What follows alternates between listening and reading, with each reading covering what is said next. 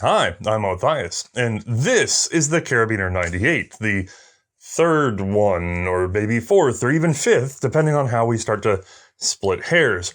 I'll explain all of that in more detail after we get this into the light box. With an overall length just shy of 43 inches and weighing in at 7.7 pounds, this is something more of a short rifle than a true carbine, at least in the traditional sense. But don't tell that to German ordnance. Now, this is a Mauser 98 action. It feeds an unsurprising 5 rounds of 7.92 by 57mm through a stripper clip into its staggered flush magazine.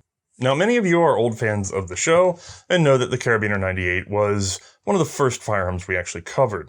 We've come a long way since then, and so has the reference material and expertise available to us, so we figured this episode needed a bit of a rework. Yes, it's not the only one, but if all we did was rehash the same old hits, we'd quickly lose our audience, so we'll sneak in those updates in between stacks of fresh material.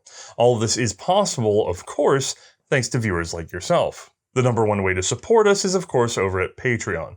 We do our best to keep our patrons updated with early releases and our behind-the-scenes updates in a podcast-like format. Additional support, of course, comes from Ballistol, and you saw me hesitate because we always have a can around. I didn't just put it there on purpose. This was actually developed at about the same time the German army was considering their carbine conundrum, making this the original gun oil for our rifle today. Developed to be effective for cleaning away black and smokeless powder fouling, this powerful preservative will not harm your metal preciouses, and if used lightly, is safe for wood and leather as well. Obviously, if you soak anything in fluid, of course, it will get soggy. Use some common sense, y'all. But Ballistol has been our go-to product long before we got them to pitch in on preserving the data along with the objects. So, give them a try, and make sure to say that we sent you. Now, in order to understand our rifle today, we'll need to quickly cover a little background information.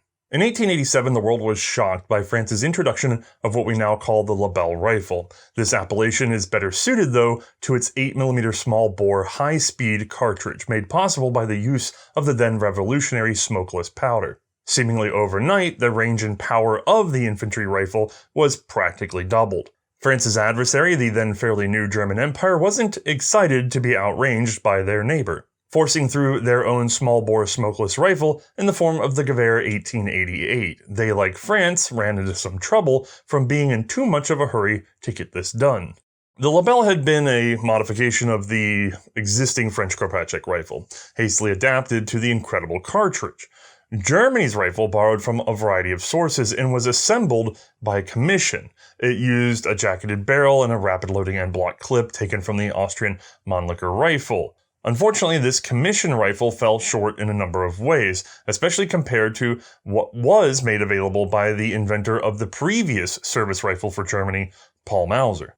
Arms inventor and, most importantly for this case, refiner of features, Paul Mauser rapidly adapted to the new smokeless era. His first customer in this regard was the Kingdom of Belgium, who adopted this model of 1889. While it was an excellent arm over a series of trials and contracts with nations around the world, the Mauser would see repeated upgrades. Problems with the Gewehr 1888 commission rifle led German authorities to seek out a replacement within the decade. Mauser, along with others, vied to supply the empire with the best possible features. Ultimately, they would adopt Mauser's most improved action, becoming the model of 1898, though the rear sight was cooked up by someone else. We have a whole episode on this rifle, so we don't need to go into much detail here. Instead, we're now focusing on the question of a Model 1898 actioned carbine, something useful for the cavalry, foot artillery, and various other troops who don't need nor want a cumbersome long rifle that stands near as tall as a man of that era. Now, for that previous 1888 service rifle, there was, of course, a pair of shorter patterns, the Karabiner 1888 for cavalry and the Gewehr 1891, a short rifle, complete with stacking hook for the artillery and other troops. That hook, by the way, was intended to allow the stacking of arms together. That means piling the front of several rifles together in order to prop them up like a freestanding teepee. In this way, they could always be kept out of the dirt and grass, preventing damage and bore obstructions, while also leaving them ready for quick action. Now, rearming the infantry with their new rifle was of course the first priority. Even so, it was necessary to consider how the 98 would be reconfigured into these same special roles, so it's unsurprising that a pair of Model 1898 carbines would soon appear for what apparently became an extended trial. Just like the Car 88, there was a cavalry version with its left side receiver wall actually marked Cav Car 98. An artillery version with stacking rod was marked Art Car 98. Both of these carbines lacked a bayonet lug, had the same 44cm barrels, and used the same Langevisier style rear sight as the long rifle, albeit smaller and ranged out only to 1,200 meters. Both had flattened spoon-style bolt handles turned down towards the trigger and checkered underneath. Both were side-slung using the same sling as the previous 1888 carbine with a slot cut in the buttstock. One small difference is that while the cavalry version used a simple muzzle cover, the artillery version had a unique claw to retain a twist-on cap, a further version of which will actually find its way onto our rifle today. Documentation on these early 98 carbines is sadly fairly lacking. Records were lost or destroyed over the course of 2 world wars. Thankfully, they were dated on their receivers, so from observation and some clues from surviving Bavarian communications, we can kind of piece together a loose story. Several thousand of both models were produced and put to work in various trials, specifically with the cavalry, foot artillery, and even experimental machine gun detachments that had just been formed in 1900. They were also apparently issued to troops that were sent to fight in the Boxer Rebellion. The latest date found on one of these early carbines is 1901, with a serial number under 2,200, so they weren't exactly common and were soon phased out without formal adoption or approval. It seems 2 priorities had emerged. 1, that there be only 1 pattern of carbine, and 2, that it be able to take a bayonet. This would mean it could be issued wider and also allowed cavalry an option should the need ever arise for dismounted melee. Officially adopted in June of 1902, this is the true original Karabiner 98. The barrel length remains the same as before, but now we have something like a rifle-style front band-ish with a bayonet lug, which works in hand with a strange-looking continuation of the wooden stock beyond that band, all the way up to the muzzle cap. A cleaning rod is provided, and it projects from the stock in order to serve as a stacking rod. The gun remains side-slung with the same spoon bolt, and rear sight still graduated in up to 1,200 meters. There is no provision for that new twist-on muzzle cover, though. With the adoption of the official carbine, the previous cavalry and artillery models were either converted to sub-caliber trainers or shipped off to the Kaiserliche Schutztruppe in Africa. More on those guys in a moment. The new official carbine didn't last long without modification, though. Back in 1898, France had considered a further advancement in ballistics. The Ball D cartridge used a pointed bullet with a boat tail rear. This was made of solid brass, but nonetheless made for a lighter cartridge, faster flight with lower chamber pressure, and of course, flatter shooting. It was adopted in 1901. Germany took up the matter as well, most notably under the name of one Arthur Gleineck, who assigned his patent to Deutsche Waffen- und Maschinenfabriken. That means that this belonged to the parent company of Mauser Werk. This version of the patent comes from U.S. filing, which was actually used in a lawsuit against the U.S. government because they had a pointed bullet on the .30-06 cartridge later on. This was lost, however, when it was proven that the Americans had been experimenting with the same technology back in 1894. Approved in 1903 with implementation to take until 1905, the Germans adopted their own final version of an S-Patron or Spitzer bullet. It wasn't as boat-tailed as the French, but it was much lighter than the previous version from 1888. Paired with improved powder, this meant a faster, flatter flight with pressures well in current specifications. Unlike the French, however, this used a jacketed lead core bullet. From 1903, the German Rifle Inspection Commission carried out tests on the carbine to make sure that it was adapted to the new ammunition, just like the rifle. The front band was replaced with a stronger H pattern like said rifle. The handguard was extended and stabilized. The rear sight base was also changed, now starting at 300 meters and adjustable up to 1,800 meters. Initial production, however, seems to have used sight leaves limited to just 1,200 meters because of the continued use of the old ammunition. As the new Spitzer became available, new leaves could be substituted inexpensively. Now, some later production was likely made with the new leaves from factory, though some units, like the machine gunners, would actually take some time to be updated on the ammo and had to have new-made carbines with the old sights even towards the end of production. This was, by the way, short-lived. Once the new cartridge arrived in force in 1905, it became apparent that even the updated carbine was unacceptably difficult to use. Muzzle flash could be measured in feet, and the report of the shot was deafening. Recoil was also felt to be excessive. Now, this could have been tolerable for troops who used the carbine as a last-ditch personal defense weapon, but for the cavalry or the now popular bicycle troops, or anyone likely to fight shoulder to shoulder, every shot that you fired battered your companions worse than yourself. Frankly, the second variation of the carbine should have never been approved. Apparently, it came to a head when trials were conducted in the winter, where cool air and darker evenings made the shock and flash all the worse. Production was halted in 1905. Again, records are lacking, but it's been estimated a bit over 20,000 of both variations of the carbine were ever produced. These were only manufactured, by the way, at the State Arms Factory in Erfurt. At this point, it was a mess. The new cartridge was excellent with the long rifle, but useless in the carbine. Only two options presented themselves. One, issue a separate rifle and carbine cartridge, which was a logistical nightmare. It was already a problem just trying to use the old 1888s converted to the new cartridge because they used an end block clip instead of a stripper clip. So two types of ammo, even though it's one type of actual round. The second option was that the carbine had to evolve into a short rifle. Settling on a 60-centimeter barrel as the minimum functional length, 3 samples were produced for trials. One marked Kar-98 lacked both the bayonet lug and the stacking rod.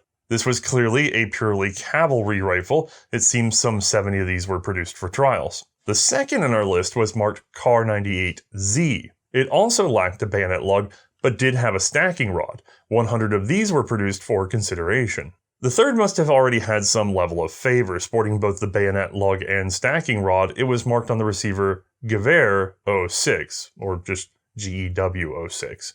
700 of these were produced. Now, all of these trials models had their receiver diameters milled down, likely trying to shave some weight given the increased length. The bolts were blued, unlike the long rifles, and the spoon bolts were abandoned for a turned-down round knob, halved and checkered underneath. All of these models have twist-on muzzle cap options, though the first two have the locking claw under the barrel. The third has it over because of the fitting of the bayonet lug. Looking at the left side, we can see that all are side slung, with the first two using a swivel in the forestock and a slot through the buttstock. The third keeps the slot, but has an optional wrist sling like the Austrian carbine. The lower barrel band is thicker and sports a loop to serve as the forward swivel. All of them have sight protectors, but only the first two have them as full caps. The third uses a unique hinged and screwed together front band. All of them have a slightly shortened buttstock compared to the service rifle. They also have modified trigger guards, which scooch the trigger forward with the current guard bow now somewhat covering the magazine floor plate. While, again, documents are lacking, it looks to me like this was really a question of a universal shortened rifle versus the old system of having both a cavalry and artillery version. I'll also point out all of these use flat tangent rear sights. Finally, Germany was giving up on the Longevizier rear sight, which was frankly complicated, awkwardly large, and obscured some of your vision when in use. Back in 1896, Paul Mauser had actually patented a simple, strong, and flat tangent rear sight. The German Rifle Commission had passed on this feature for the Gewehr 98, but now finally came back around to it. Troop trials included cavalry, foot artillery, communications, artillery trains, cyclists, and machine gunners. The length wasn't ideal, but was necessary. Even so, muzzle flash and recoil were considered severe. There were also complaints about the rear sight heating up. I don't think it's any surprise to all of you, though, that the winning design was, for the most part, the third rifle I mentioned. This, and this alone, would serve for every soldier who might need something other than the long Gewehr 1898. Curiously, both the British and the Americans had not only pursued this same concept, but had expanded it to include all rifles in service. A universal short rifle that replaced both the infantry long gun and the cavalry's compact carbine. Both took on the matter even before adopting Spitzer cartridges, though that soon followed, of course. Germany would not be ready for that jump for actually several decades more, oddly enough. With minor adjustments, our carbine today was adopted by royal decree in January of 1908. The early Karabiner 98 was immediately displaced, which, like the term M1 in the US, makes for a bit of confusion, especially because these remained in use in German Africa, mostly because the old 88 cartridge, round-nosed and all, wasn't displaced there until 1910. Actually, specific to the Schutztruppe, when the new Karabiner 98 arrived, they tended to call it the long carbine to avoid confusion. All right, with all that covered, let's get a look at this thing. All right, we have a not terribly long rifle, thankfully. Now, let's go ahead and zoom in at the front for a moment. Right at a glance, the thing that stands out is going to be this guy. That's our stacking rod. So you would take several rifles together, 3 or so, and link these together, form up a little teepee, keep everything on this end out of the dirt. So good idea. If you want to see it from the underside, it's got a reinforcement plate. And for anybody curious about how to take one of these apart, because I have had to do it before, it turns 90 degrees and has a lug set inside the stock. So don't panic, you can remove and service it. Now, what's more common to carbines we've seen before, and we'll see again, is the fact that we have a front sight protector. Nestled down in there, of course, is our front sight that is set by your armorer and left alone. And then at the front of it, you can see there's sort of a little hook, a little talon sticking off. Well, that is actually a receiver for one of these guys. This is a muzzle protector. You can see the notches there. We'll slide over. There's some spring tension, so you have to push and then turn, and it'll click in place. And this will protect the end of the muzzle from anything getting in or damaging the crown. It will also further protect the crown during cleaning. If you open it up, there's a hole on this end right there, so you can see it. That will allow you to use a cleaning rod and not necessarily slap up on the crown unintentionally. And then you may notice this big blade here. That actually was added on the second iteration of this in the trials because they wanted to make sure that it completely blocked the front sight and told someone, hey, don't shoot your gun. You still have that dang thing on the end. Removal is just a push and turn, and then we just pull her on away. Now, let me get this balanced just a bit better, and we'll look at our front band, because it looks similar. It's sort of H-band-esque, like the General Gewehr 98 infantry rifle, but you can already see something's going on here. We have sort of a hinge. Let me flip this over, and you'll see on this side, it really is just a pin set on the left side with an inset from the lower position and the outsets from the upper position. And then in order to take this band off, instead of releasing a spring or something like we normally would do, no, you unscrew this screw here. This is actually the screw that ended up breaking early in production, so they had to modify it. You would unscrew that, this side would open up, hinge over, gun comes apart. Now, if we bring it down, we'll see we have a lovely mid-band, much wider than the rifle's mid-band, and set with a screw. I'm told, but I haven't measured it, this is the only metric screw in the rifle. The rest of them are just like the rifle. So it seems like they were using existing tooling in order to produce this gun for the most part. And then since they had something new to do, the new machine was set up on a different thread pattern. It's kind of interesting. And of course, there's a groove all the way around that band. And on the far side, we have a fixed swivel, or rather not a swivel, but a fixed sling loop. So that would be the front for a sling, side slung. The rear sight is a flat Mauser tangent.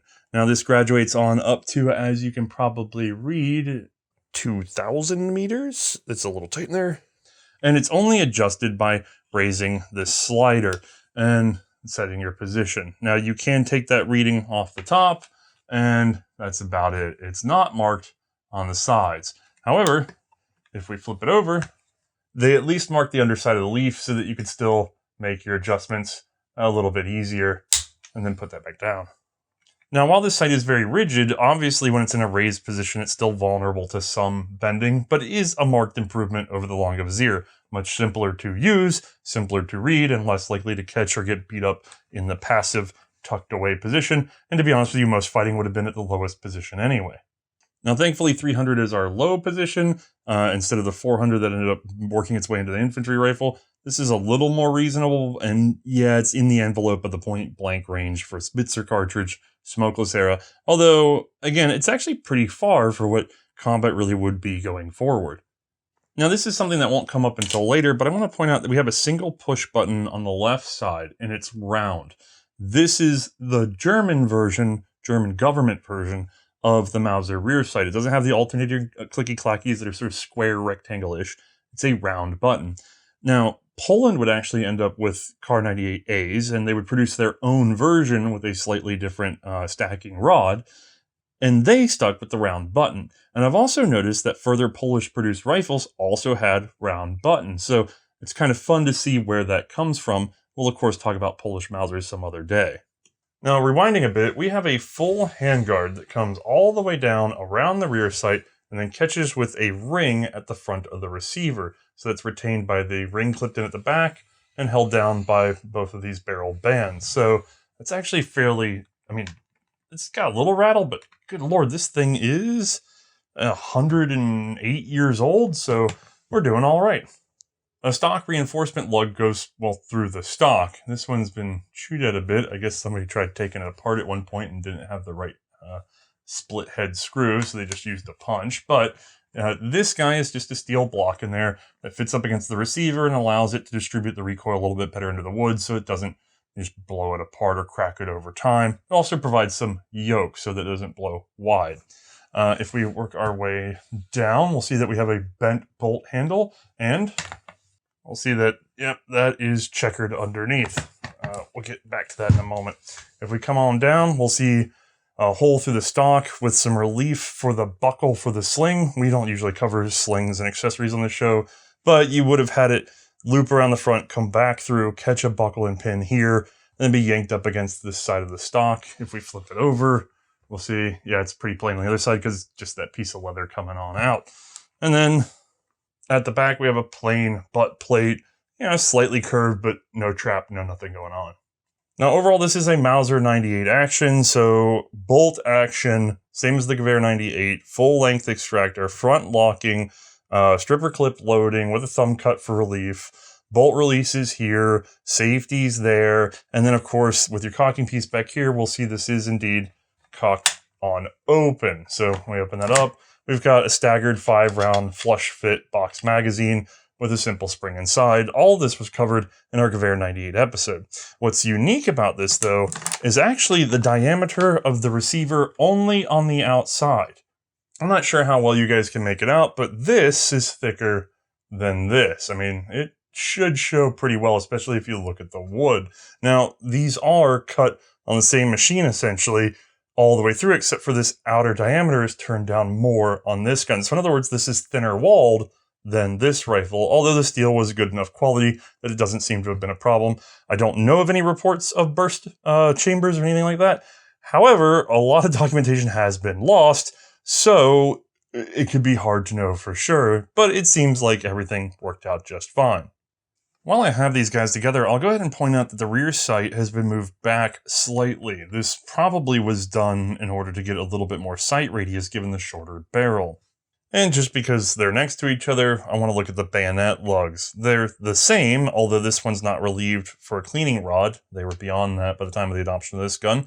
This would have used a pull-through or other cleaning kit, not stored on the gun, by the way. But the actual lug itself takes the same bayonet, has the same notch, although it's on the other side, not really critical. The difference for a lot of countries, but not Germany, is the fact that normally you would have to provide the same length of muzzle beyond your bayonet lug in order to fit your muzzle ring. Germany did away with muzzle rings, and so they could just mount straight to this. Now, it's not going to be as supported, a little bit, but it's not a big deal. This was deemed strong enough on its own. Now, perhaps the strangest change to this rifle is also the hardest to see, which is that the buttstock has been shortened up by about 1 centimeter, which is not a lot of savings, and yet they really wanted to get it as short as they could. It almost seems like a waste to me, though, because you have to change your fitting of the buttstock from the rifle significantly at that point, but hey, I wasn't in charge of this decision. This did affect the length of the pull by 1 centimeter. Length of pull, of course, being the distance between your shoulder and the trigger. And, if it's too long or too short, that can be very annoying, although you have a variety of soldiers, so who knows what fits best. So therefore, to me, 1 centimeter doesn't seem like a big deal. But it was to the Germans, apparently.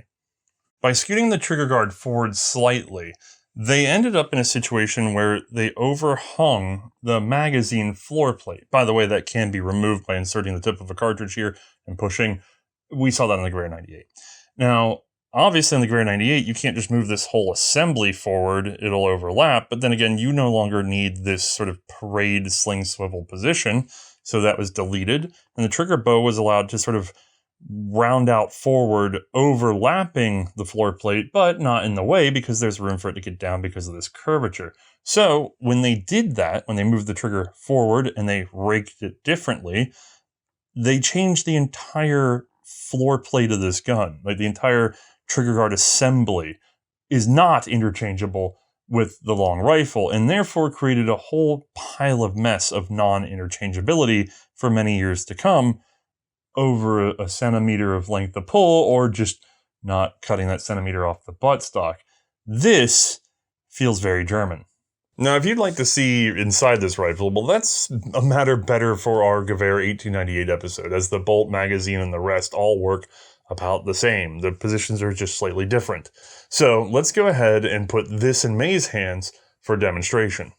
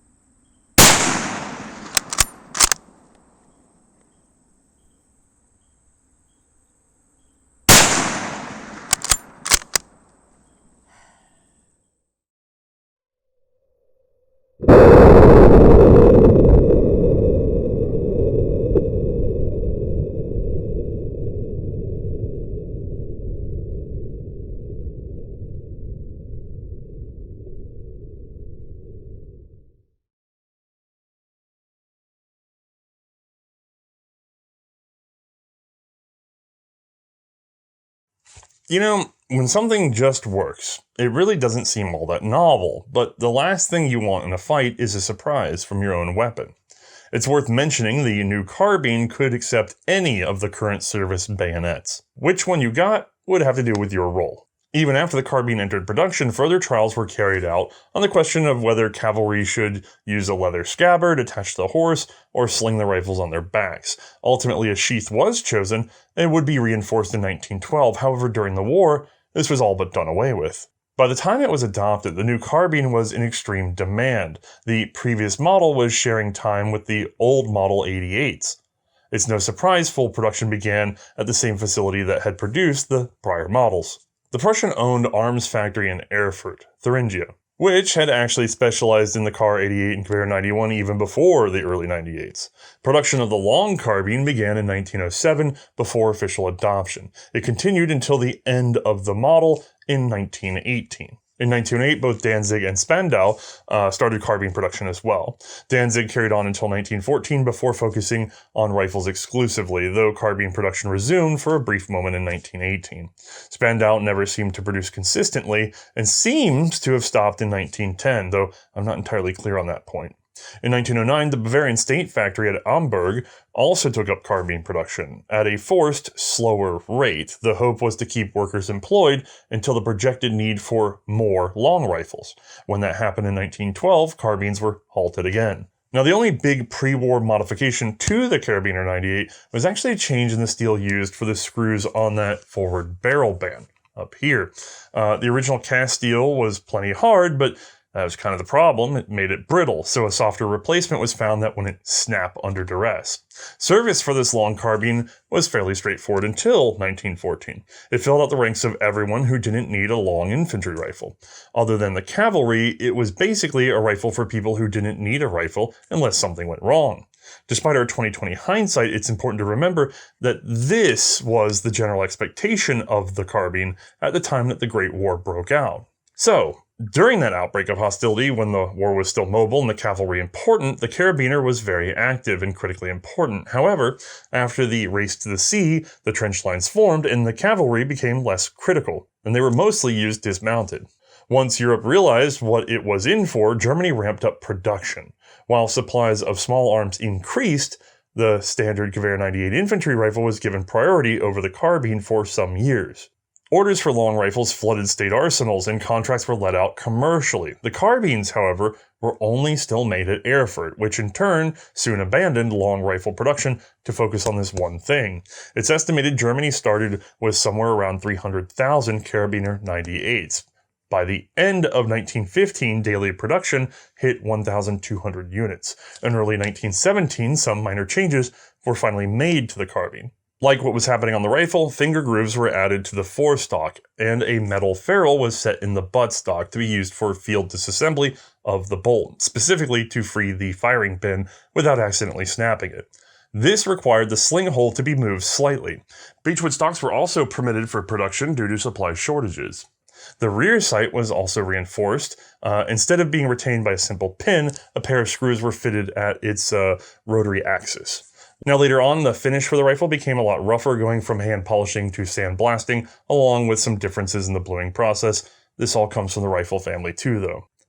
In the summer of 1917, they reached 1,600 carbines a day in production. By June of 1918, it was 2,000, which actually came at the expense of quality. Existing records from Bavarian inspection reveals loose handguards, which were improperly fitted, bent rear sights, screws in stacking rods lacking inspection marks, and the majority of lower band screws were simply pressed in place, making them all but useless. As production of long rifles finally caught up to demand and Gewehr 98s began to be stacked in reserve, the problem of carbine shortages became more acute. Given the tight quarters of trench warfare and the expansion of auxiliary roles, the Karabiner 98 was actually in higher demand proportionally to the Gewehr 98 than at the start of the war. So in 1918, Danzig was put back to work producing the Karabiner. Now, of course, all production was halted in 1918, at least officially, with the end of the Great War. Overall, it's estimated 2 million Karabiner 98s were produced in total. Roughly 1.7 million of these were from Erfurt alone. The wrapping up of the Great War is a fairly complicated matter to discuss, but just to hit some highlights. The fighting was halted by an armistice in November of 1918. By this time, Germany was suffering from political and social unrest internally, let alone potential starvation. Once physical combat stopped, the political war heated up. Entente powers didn't always agree on how to handle the now technically defeated Central Powers. In the end, the Treaty of Versailles would radically limit the size of the German army and the quantity of armaments that they would be allowed to retain. The vast majority of German small arms were therefore destroyed by the Entente inspectors in the years following the war. Even with this punishment in place, it was unwise to completely disarm what would become the Weimar Republic, as the alternative being pushed by much of the German population was a Soviet-like Council Republic. The other world powers were not interested in another Russian situation. We'll explore this a bit more in our next episode on German carabiners, but all this is to say that our rifle here soldiered on through the interwar years, both with the army and especially with police. Those retained by the government were marked on the receiver 1920. This was done during a buyback program to incentivize citizens into relinquishing stolen and secreted war material. The mark meant that the government already possessed the arm, and anyone turning it in again was up to no good. In theory, our rifle today was displaced by the Karabiner 98B, a first attempt at a universal German service rifle. Even so, our carbine carried on, renamed the Karabiner 98A to avoid confusion. During the 1930s, the Karabiner 98B would be wisely shrunk down into a universal short rifle. With the Karabiner 98K, all previous models moved into training and support roles. However, given the scale of the German invasion plans in 1939, some found their way back into combat roles, though they would have been replaced as quickly as possible given their lack of interchangeability and seeming unwillingness to keep producing replacement parts for now very worn carbines. Alright, that should have us covered, so let's go ahead and wrap things up with Mae's opinion on what it's like to shoot the Karabiner 98. Alright, once more, we made room for Mae. Hi. And we have a convenient little guy here. We do. So we've done this a lot spread out. Back in the day, we did, I think, the Gewehr 98 and Kar 98 right next to each other. Yes, we did. And then later did the Gewehr 88 and the 8805. Right. It was what we could get our hands on back then, when we could get our hands on it. Yeah. And then this time, we did the Gewehr 98 because we really wanted to rehash the sort of core of that years ago. Yep. But we didn't have another Karabiner 98 available to us. At the time. And then in the interim, we've actually had this one for a little bit. It was just, once we had the flow, especially with the Mullen Dragon, we wanted to get that done. Mm-hmm. But this was made possible by our buddy Jeff, too. So thanks, buddy. Thanks, man. And then the one we had at the time was a rework. Yes. The bolt had been blued, it had been updated. And I couldn't even tell you if it was a rework in Germany for the Weimar government or if it was a rework here in the U.S. in the collector's market, but it was stiff. And this is an all-matched gun. It's got, obviously, some wear on it, but it's still originally configured down to the wood. So this is a perfect example of what we need to be able to go out and shoot and still have a good, reflection of this gun. Yeah, so great. We got to redo the episode with improved equipment, improved information, and also improved literal pieces. Right. Yeah. Oh, on the information front, that episode was titled Kar 98 AZ because the most prominent books I had available at that time tended to say that it was Kar 98 AZ as part of this evolutionary structure. I have better resources now, and they honestly don't make mention of it one way or the other, and yet a lot of the older resources still do. And the only reason I didn't address the AZ part of it, what used to be a term that we picked up on many years ago when we started the show and what was accepted by collectors, is because I can't actually pinpoint, when there's something that's like that where you go, ooh, this came from somewhere. Right. Where did it come from? Who repeated it? Why? I even tried to dig in on the Polish side to see if maybe it was like a thing that evolved out of Polish collecting. And to be honest with you, with a 2-week rotation, I didn't get a chance to find it. I could not find an original German document that had A or AZ or anything pre-war. I couldn't find the original author that started saying AZ, but to be fair, that would take a fair bit of work that we just couldn't do in this short time. So interesting. They couldn't find a document that said why AZ was it might come from somewhere. It might come from the trial. I noticed, you might have noticed in the episode, one of the trials carbines was the K98Z. Mm-hmm. So Z was somewhere. That's what makes me very curious about it, because we did see a Z marking in our episode, which tells me that somebody got it from somewhere. And it might actually not be wrong, but we won't know for a while. Guns sometimes change names. Again, this is beyond me right now. Somebody might actually know right this moment, and they'll email me, and unfortunately I didn't know who to ask. Or leave it in the comment. That'd be great. But for now, we're going with A, because we're actually going to start talking about the Karabiner 98B in our next episode. So spoilers. We'll keep things simpler, and we'll go Kar 98 turned Kar 98B. And really all this only matters because by the time of the Kar 98K, you guys know that try to look this stuff up. It's very hard to look up just Kar 98 because you'll always get the Kar 98K because that's what everybody's been talking about for many decades. Yep. So searching this episode is going to be difficult for some people. We'll put the A on the episode so it at least helps somewhat. Okay. All right. So you've been handed this gun. Yes. I guess your experience would have been with the long Gewehr 98. And I probably should have... Did I pull one out? I've got... I don't know. What have you got over there? You got some long rifles. Hold on. Yes, I do. Surprise, surprise. We were working on the Kar 98B for our next episode, so... Everything was already there. Convenient. Yeah. No, let's put these guys together for a second. Just stand yours up on your knee. Okay. And look at the butts. That's a big difference. Oh, yeah. Huge difference. I'll lower them down to the floor, I guess, because they can't even see up there. No. That is quite a bit of savings, although not as much as you'd think. It's really...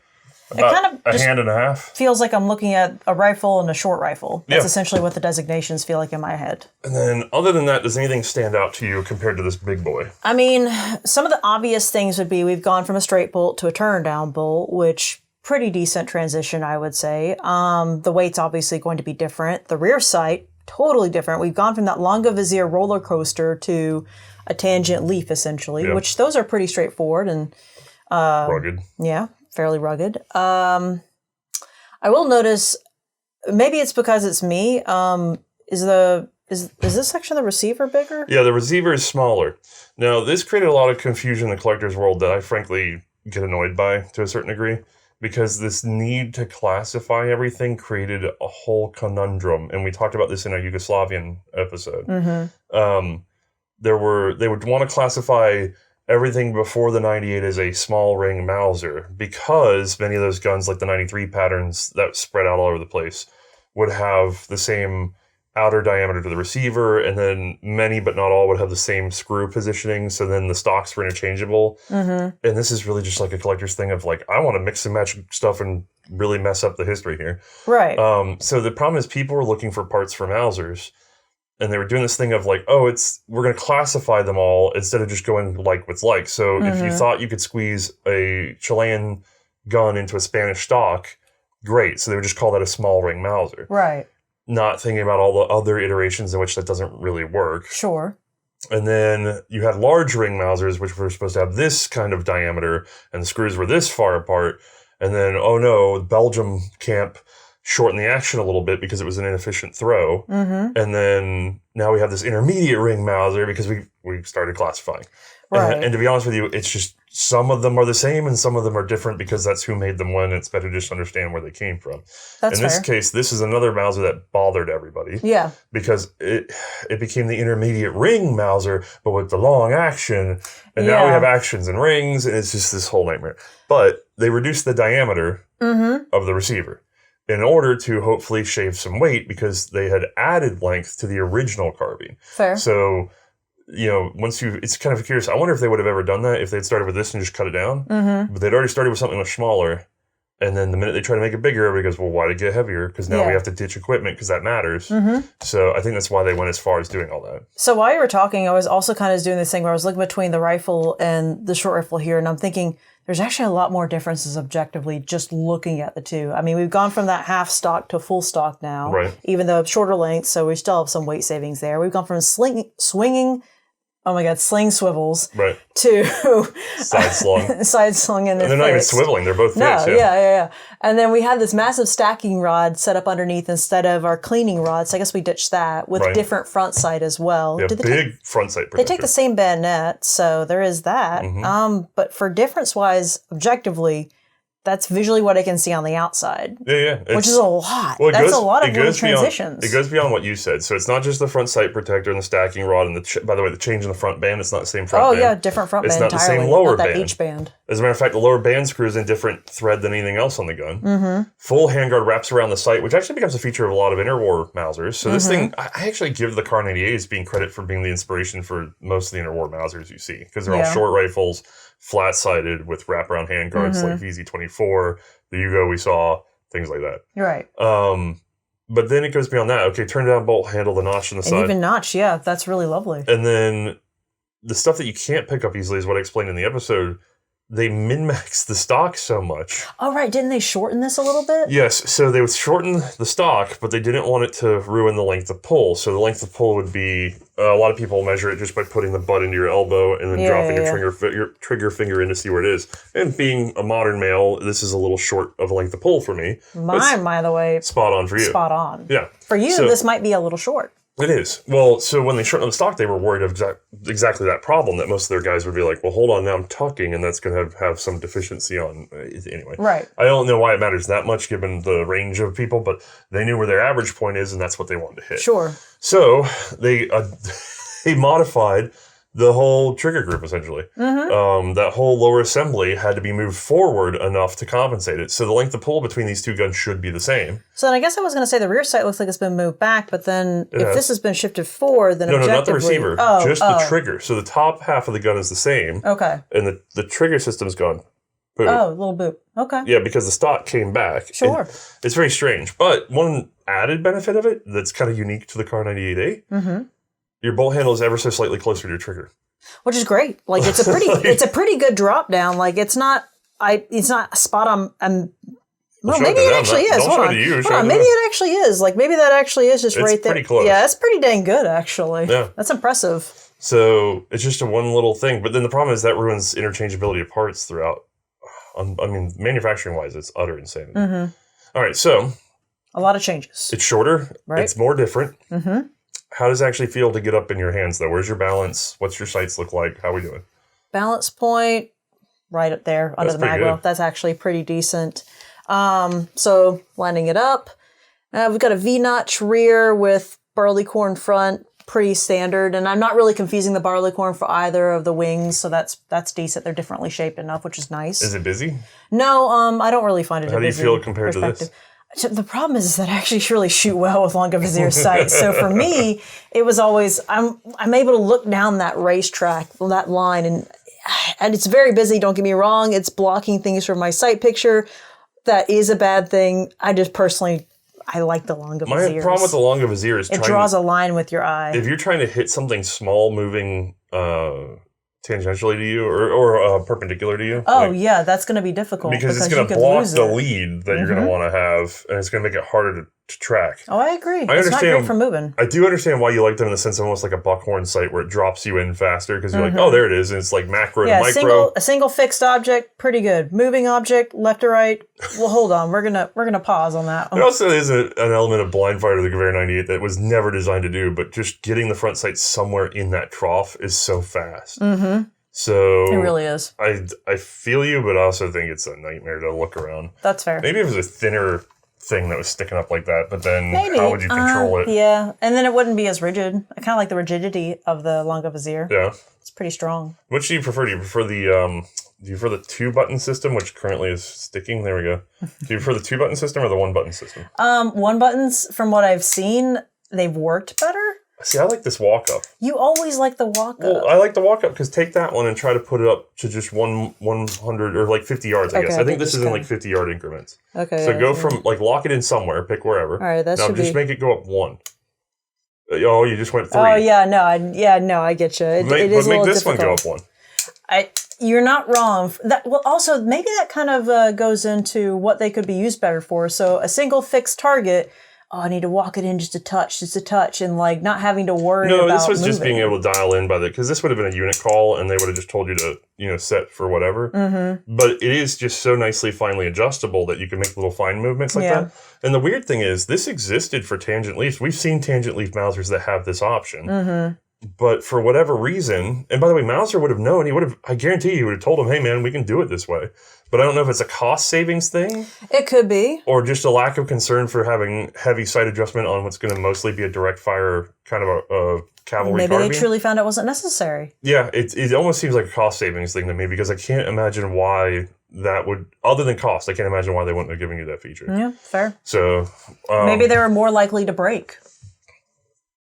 Maybe, but I don't, or gum up. Maybe. But I don't know why. Anyway, so let's see. You got it in your shoulder, you got it on your sights. Yep. Well, we didn't really talk about actually working the action. So wonderful turn down bolt here. Love that it's got the notch out of the wood. It's got some... Checkering. I think of the word checkering. I was going to think of knurling, but I was like, it's not quite. It's kind of like but it's whenever it's checkering, it's kind of thinner for me, so it's kind of closer to checkering. Fantastic, easy to lip my fingers under. Worked very well. Opening the action. This one's for some reason just stuck for a second there. Sorry, I think I was playing with it a little too much before that, but it actually is very smooth, and I thought it was very smooth. Yeah, you really shooting. sold it just in that moment. Yeah, I know. In that moment, I kind of screwed it up, but like no, it's actually very smooth, very easy to operate. Loading it up. Had no issues there, was able to strip very easily. They kept that finger notch here for your thumb whenever you're stripping rounds out of the clip, so that was great. I really don't remember having any issues there. It's kind of hard to describe a rifle that has no problems. That's a problem. That is a problem, actually. No cleaning rod? How dare they? I can't clean my piece. It's interesting that they abandoned the cleaning rod for, I believe it was probably unit kit or even a pull-through. I didn't go that deep into this. But they didn't provide a provision for carrying one with the rifle at all. So this would have gone to your accessories. I guess they could have done like a trap in the butt. Some countries have. Could have done that. The British were notable for that because they switched over to, they were fairly ahead of the game. Universal short rifle and then a pull-through that you could store in the butt.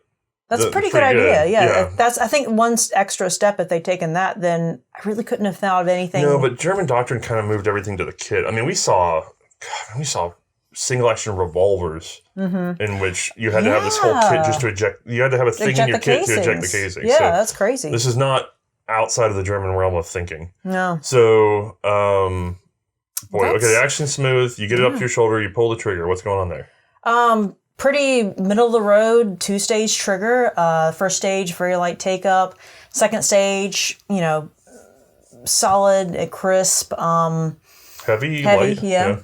But I mean, that's what I kind of expect from a two-stage trigger. So there was nothing that was unexpected about this, I would say. Would you consider it a deficiency on your shot at all? Like, was it throwing your shots? No, definitely not, because there was really not like a huge amount to have to pull through, but there was enough that it was a solid two-stage. Now, you generally prefer single stage. In general, I like to touch off. Would you prefer this two-stage, kind of middle of the road to slightly good, or would you prefer the DrakeGmbH single stage? So you'd rather pick the single stage that I had to pull up at a weird angle for a long distance, and that was under excruciating spring pressure. Comfortable. Yeah, that was just terrible. I don't even know how you'd even compare the two. 30-pound single stage trigger. That was really weird. Yeah.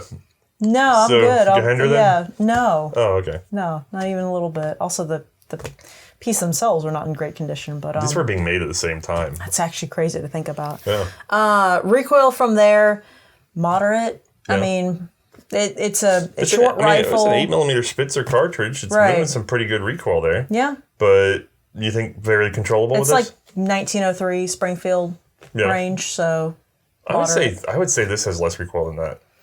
30-06 out of this. God, I wish we'd shot both at the same time so I could kind of have like a good comparison. Yeah, that'd be great. I mean, we have some footage, I'm sure, but I don't know how much it's going to compare. The angle will be different.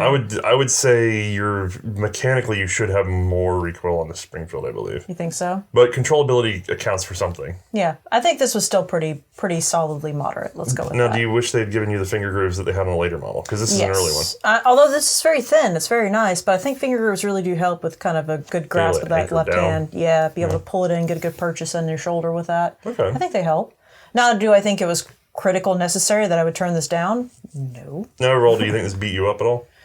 Not really. To be fair, other things that day beat me up more, which was... Well, don't give it away. Yeah, I just don't want to give it away. I really was about to. I guess I'm not going to. Now, other things that day did, but no, this one definitely did not beat me up. We only had to, even the little bit we shot it, because it just performed so well, we only had to go through one clip of it and then a couple of extra rounds for high speed, and we were out.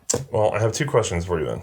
Okay. One, having shot both these rifles, and even loving the longer vizier and everything like that, do you really believe Germany should have, do you think Germany should have just gone over to a universal short rifle in this pattern and just gotten rid of the Gewehr 98? Is that something that you think should have probably been a good call? I mean, yeah, I can't see why they would want to keep the Gewehr, especially in the time in which it was being used. Well, it's better for longer range. The long rifle does two things fairly consistently for most armies. There's other reasons, but the two that you tend to think of are firing in a line so as not to disturb the person next to you. Unfortunately, firing a line wasn't as big of a deal by then. Trench fighting, kind of. Well, even outside of trench fighting, it was either a very mobile front in which you had to be fairly adaptable. And this is very Napoleonic thinking that is finally dying down by this era. And I just think for as much as you might disturb somebody, that's probably still better. Oh, yeah. And then the other thing it does is... Lighter's always going to be better. Paired with a long bayonet or even a modest bayonet on a long rifle, it gives you reach in a bayonet fight, which did last throughout the war. People don't think so, but bayonet fighting was still prevalent. And at the very least, if you were in a bayonet fight, which one of these would you prefer? I mean...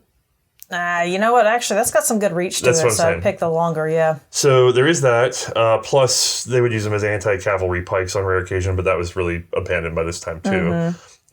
So that's really it. You're looking at bayonet fighting, and you're looking at firing in a line. I don't know that I would feel... by the time we got into the bayonet fight, I feel like I'm going to spend a lot more time marching and exhausting myself trying to maneuver this versus maneuvering that, but... Also, I feel like this one will be easier, especially if I'm using the bayonet as a tool, because I can grip right up here up at the top, whereas that one, that's true. I'm limited in my grip area for a full hold. That's true. One of the complaints about that gun is that the rear sight would get really hot. Well, geez, this whole gun would get hot, except for that one piece of wood right there for bayonet. In which case, fighting. you can still feel it through the wood. This is your bayonet zone, whereas on hers, it's the whole thing almost. Yeah. So, no, I do wonder why they didn't just go straight over to that. That's a good question. Britain and the U.S. kind of proved that the universal short rifle worked. And realistically, do you see any deficiencies in this that would make it not acceptable compared to the Lee Enfield or the Springfield 1903? I know that both of those seem to be a little more refined in some ways, but is there anything that stands out as impossible about this gun? Not really, especially when comparing to those two. The only thing I would say about all of them is that all of them could have been shorter. And You think so? Yeah, I mean, this one was 42.9. The Car D8 was 37.2. So that's actually a pretty good reduction right there. So I guess that's kind of what I was going to ask you too. Is would you prefer this over any of the very short carbines we've shot? Because you've actually shot. For a Yugoslavian episode, it doesn't have anything to do with World War I, but just conceptually. I think that's the shortest 8mm you've shot. What was that length? Can't remember off the top of my head. I can't. It was the Chetnik carbine. Yeah. And it was extremely short and barky. There But was a little bark to the bite. I guess, is that gun short enough that you're low return to line, right? So you fire, you're up here, you got to bring it down. Or, let's be honest, you're shooting kind of loose so we can see the recoil. In real life, you'd be dug in on it, right? All right. Is that gun going to exhaust you significantly more than this gun to the point that it's worth carrying around the extra length? Honestly. I really don't think so. I don't think it will because essentially I'm going to be doing a lot more transitioning with the pieces probably than I will be actual fight time. So... Is it because you're imagining a trench? I'm imagining what situations I could possibly be put in that would involve me having the piece to begin with. And odds are they're not going to, insta drop me in a hot zone magically. It's not a video game. I'm going to have to get there somehow. I'm going to have to take my gear with me. No one else is carrying it for me. It's just me. Right. So you're trading maneuverability against...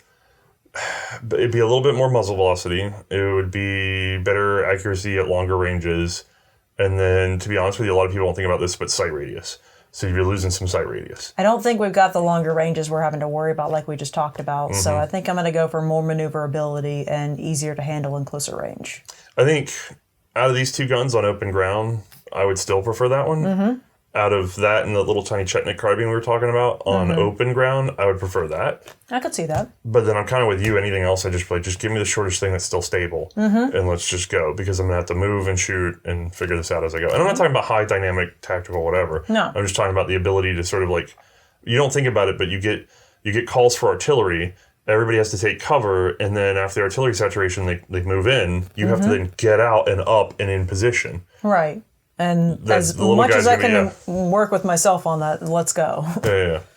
All right. Well, I guess it's a fair statement. Is there anything else you want to... Final thoughts? No, that's pretty much it. At least I was happy that we got to redo this episode and we got to actually handle one that, unfortunately, the previous one we shot earlier on the series, I had such a rough time operating that one because I guess the rebluing on it just wasn't perfect. I don't know. It's stuck. It was not fitted to itself very well. So it was really nice to have a good example that I could run and it just ran well. I think every time we even said we're trying to discount the fact that it wasn't really there. Right. It's good that this one's in such clean shape because I still think you can feel a little of the jerkiness of the Mauser, but it's not like... we're not doing Craig Jorgensen levels of slick. Right. And I'm actually letting the recoil, happen in my hands as opposed to actually getting tight on it. But I don't know. Overall, I think it's a beautiful rifle. I'm frankly surprised the Germans didn't go harder on it before and during the war. Right. But same too. Do we have any executive producers for this episode? Yes, we do. Well, we of course have to thank Jeff too, again, which I mentioned earlier. Right. And then another one is Miller's Gun Parts. Oh, yes. So he's on our Discord. He's a delight. He's very helpful to a lot of people on there. And he was helpful to me because I swore I already had a couple books, and I don't know if I lost them, loaned them, or just dreamed that I had them. I think you dreamed it. I feel like that'd be a big loan. Well, now it is, but I thought I bought them back when they were $100. Oh, yeah, and maybe. Now they're not $100. So, bless Miller, he threw them in the mail for me so that I could reference them for the episode and then send them back home. That really came in handy real quick. I could not believe it. I sat down and I was ready to go with the episode. I was like, yep, I got everything I need. And then I went to pull them from the shelf and I went... Where's my shelf? I can't figure it out. So, he covered our butts good. So thank you for that. Yeah. I think that's got us wrapped up then. Okay, so all special thanks, no executive producers? No, executive producers, we have some in the wings, but they've made special requests, at least as far as I'm aware. So. Yes, so they requested to specifically be an executive producer on certain episodes, which you can do, or you can just be whatever episode you want as long as you do your donation. Yep. All right, well, with that covered, we'll call it a day. Y'all have a good one. Night, everybody.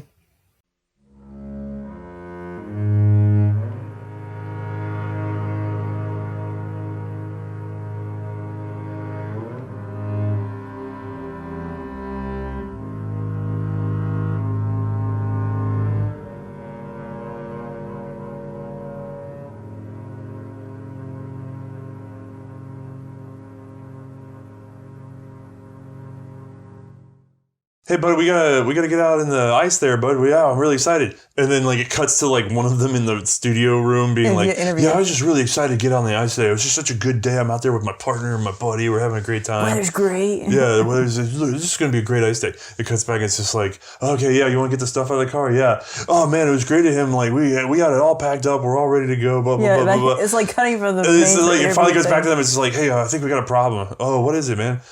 And it's just like, I can't find my sandwich.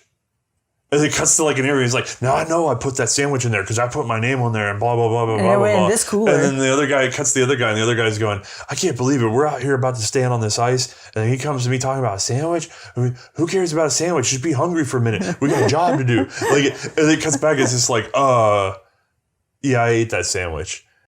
It was the object I was transporting was very large and heavy and delicate in a weird way. And we somehow managed to get it, and we took photos of it on top of the car. Yes, and I got it. Because it would not fit in the car. Yeah, I came up with a system for attaching it to the car, and I was worried about wind and blah, blah, blah. But actually, it survived. Our jank plan worked out pretty well. Yeah, it worked out very well. We were all a little bit skeptical, including the guy who sold it to us. He went, are y'all sure this is going to work? Like, we no. went, we maybe think it will. But we got on the highway and we're going, well, maybe we'll make it up to 65 and have to take the slow way home, Yeah. And then, no, we cruised at 80, no problem, except... for the bees. Yeah, just this horrible hum. I'm hooked in. I'm going to drop her back and just ride her back gently until I feel it drop in. I'm going to push down, and then I'm going to smack forward. So karate chop, Hong Kong Phooey, we are where we belong. Now, the follower is still pinned down, and you would normally do this right side up, but I'm going to keep it where the camera can see, so I'm just going to...